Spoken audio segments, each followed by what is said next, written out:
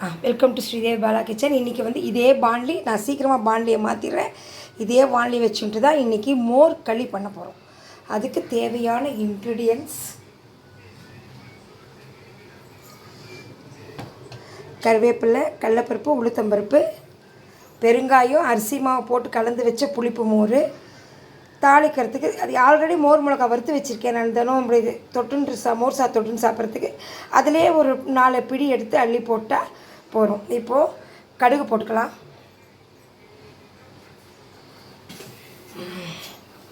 கொஞ்சம் கீழே வச்சுட்டு கடுகு போட்டு காமிக்கிறேன். கடுகும் சீரகமும் வெடிச்சுன்னு இருக்கு. ரொம்ப ஈஸி. மாவை வந்து கொஞ்சமாக இதோ ஒரு கையளவு மாவு தான், கிண்ண அளவுக்கு மோர். அதில் வந்து நல்லா நீர்க்க கரைச்சிடணும் அரிசி மாவை.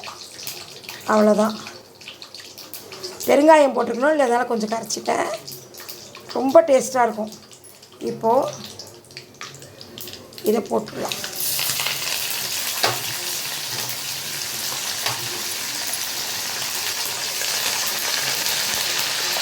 இது கொஞ்சம் நல்லா வேகட்டும்.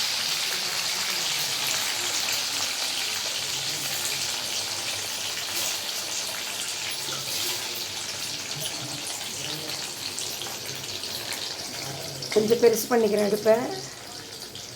ஓகே,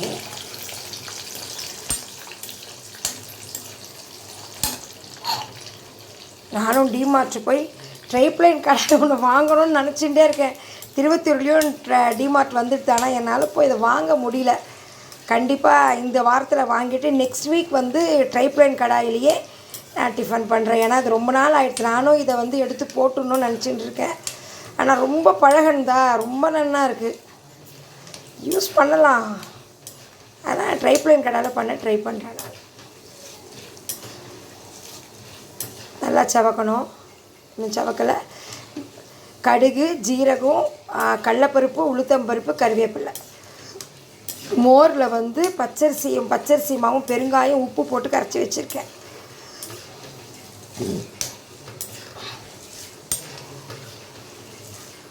நம்ம எண்ணெயில் வந்து இப்போ மோர் மிளகா போட வேண்டாம், அதுவே நல்லா வறுத்திருக்கேன். இந்த மாவை கொட்டிட்டு அப்புறமா நம்ம ஒரு க்ரஷ் பண்ணி, அதை க்ரஷ் பண்ண முடியாது, கொஞ்சம் நமுத்து போச்சு. அப்படியே முழுசாக கூட போட்டுடலாம், ஒன்றும் பிரச்சனை இல்லை. பார்க்குறேன் பிக்க முடியுறதான்ட்டு. இதுக்கு மோர் மிளகா தான் போட்டால் ரொம்ப டேஸ்ட்டாக இருக்கும். செவந்தெடுத்து இப்போது இந்த மாவை மெதுவாக கொட்டலாம். தூரந்து கொட்டக்கூடாது. அப்படி கொட்டினா எண்ணெய் தெரிக்காது, கேஸ் எல்லாம். கலக்கிட்டு அவ்வளோதான். எங்கள் ஆத்துக்காருக்கு மோர் களின்னா அவ்வளோ இஷ்டம். மோர் உப்புமாவும் பண்ணலாம், மோர் களியும் பண்ணலாம். இப்போது இதை பண்ணிட்டோமா, ஒரு கிண்டிட்டோமா பரவாயில்ல. க்ரஷ் ஆகிறது, மோர் மிளகா க்ரஷ் ஆகிறது.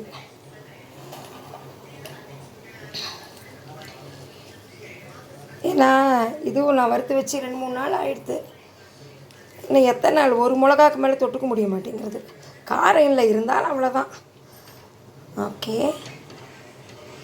இப்போது இதை நல்லா ஒட்டாமல் வந்ததுன்னா மோர் களி ரெடி. இங்கே அப்படியே காமிக்கிறேன். கையால் மீன் வந்துடுறேன்.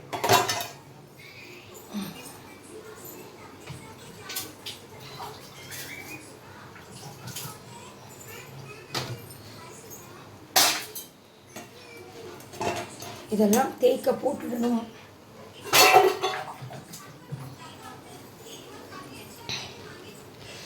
இது தண்ணியாக நம்ம கரைச்சோமோ இல்லையோ, அதனால தான் கொஞ்சம் பொறுமையாக வேகும். வாசனையே ரொம்ப நல்லா இருக்குது.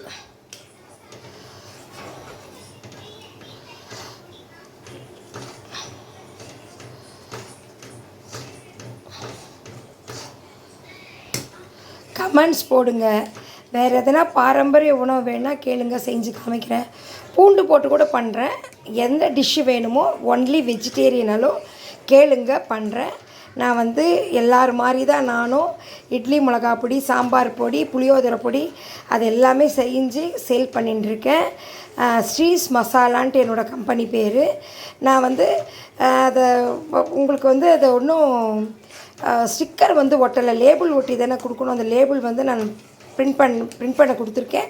வந்ததுமே நான் அதை காம்போ ஆஃபரில் வாட்ஸ்அப்லேயும் சொல்கிறேன், ஃபேஸ்புக்லேயும் சொல்கிறேன், யூடியூப்லேயும் சொல்கிறேன், அப்புறம் வந்து இன்ஸ்டாலேயும் போடுறேன். வேணுன்றவா கான்டாக்ட் பண்ணி வாங்கிக்கோங்க. மெயின் என்னுடைய டார்கெட் வந்து ஒர்க்கிங் உமன்ஸு. மற்றவாளுக்கும் கொடுப்பேன், கொடுக்காமல் இருக்க மாட்டேன், செய்யறது சேலுக்கு தானே. எல்லாமே இன்ஸ்டன்ட் ரசப்பொடி எல்லாமே பண்ணின்னு இருக்கேன், சேலுக்கு கொடுத்துட்டுருக்கேன்.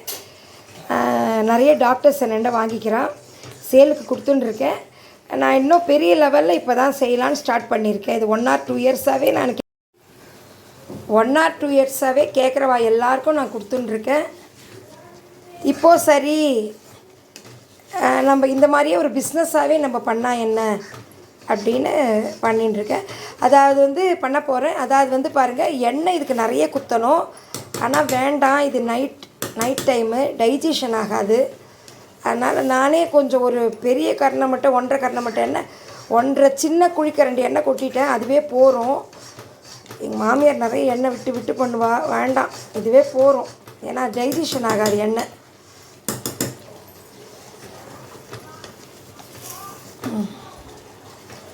அப்படியே கொஞ்சம் இந்த இந்த வானிலையில் ஒட்டாமல் வரணும்.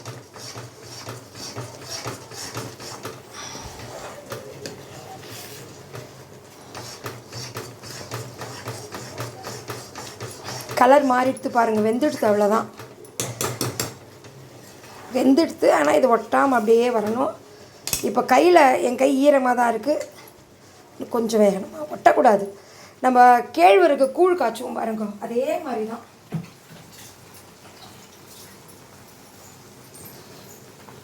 ஒட்டலை, கொஞ்சம் கலர்லாம் சுடுறதுப்பா.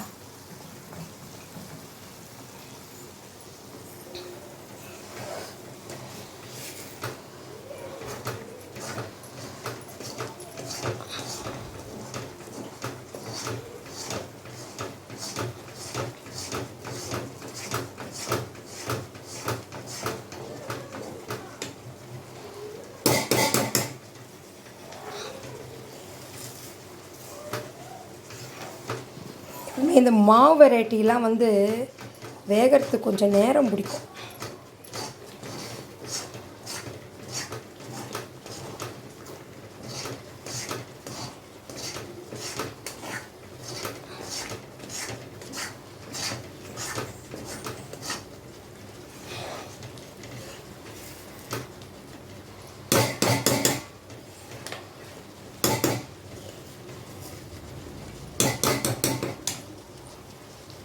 ஃபுல் ஃப்ளேம் தான் வச்சுருக்கேன். இது ஏன் இந்த வானல் விடலைன்னா, இது எங்கள் அம்மா யூஸ் பண்ண வானல். இது எனக்கு மனசே வரல இது எடுத்து போடுறதுக்கெல்லாம். எங்கள் அம்மாலாம் ரெசிபீஸ் ரொம்ப நல்லா பண்ணுவாள். அப்போல்லாம் செத்து போயிட்டா பாவம். இப்போது அப்போல்லாம் எங்கள் அம்மா இருக்கிறச்செல்லாம் 2010 செத்து போயிட்டா. எங்கள் அம்மா இருக்கிறச்செல்லாம் இந்த மாதிரி யூடியூப் வரல. அவ்வளோ ரெசிபீஸ் அமிர்தமாக இருக்கும், ஒரு டிஷ்ஷும் அவ்வளோ அமிர்தமாக இருக்கும்.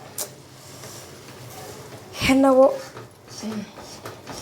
இந்த யூடியூப், இந்த கிச்சன் அதெல்லாம் எவ்வளோ நல்லா இருக்குது தெரியுமா. இப்போ எங்கள் மாமியார் ரீசனபிளாக செத்து போயிட்டா. இஞ்சி தொகையல் பாட்டி 3 மாதம் ஆகிறது. ஆனால் அந்த அம்மாவோட இஞ்சி தொகையல் வந்து நாளைக்கு என் பேரம்பேத்திங்களுக்கும் நான் காமிப்பேன்ல, அவளும் காமிப்பான்ல எங்கள் எள்ளு பாட்டி பண்ணா அப்படின்ட்டு. அதுக்கு தான் இந்த யூடியூப்பில் இந்த கிச்சன் வந்து இது ரொம்ப ஒன் ஆஃப் த பெஸ்ட்டுன்னு நான் ரெசிபீஸ் எழுதி வச்சுக்கலையே நான் அப்போல்லாம் கவலைப்படுவா. இப்போது அவளோட முகம், அவள் சொல்கிறது, அவள் செஞ்சது எல்லாத்தையுமே நம்ம வந்து பார்க்கலாம் போன வாழ்வு. இதெல்லாம் எவ்வளோ நல்லா இருக்குது.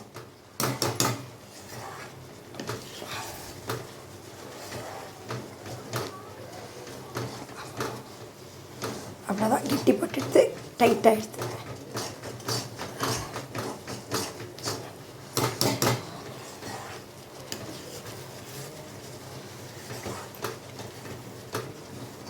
இந்த பாருங்க, இதுதான் வெந்துட்டு தான்.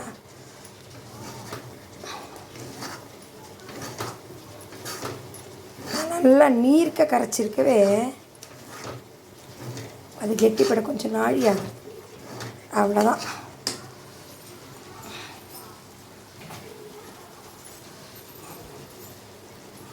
வெந்துடுது. ஆஃப் பண்ணிட்டோம்னா அதுவே சரியாக போயிடும். இதுதான் மோர்களி. பார்த்துட்டு செஞ்சுட்டு எனக்கு கமெண்ட் பண்ணுங்கள். கண்டிப்பாக சப்ஸ்கிரைப் பண்ணுங்கள். ஆல்ன்ற ஆப்ஷனை கிளிக் பண்ணுறேங்க. அப்போ தான் அடிக்கடி நான் போகிற டிஷ்ஷெல்லாம் வரும். கண்டிப்பாக இனிமேல் தொடர்ந்து போகிறேன். தேங்க்யூ. Good night.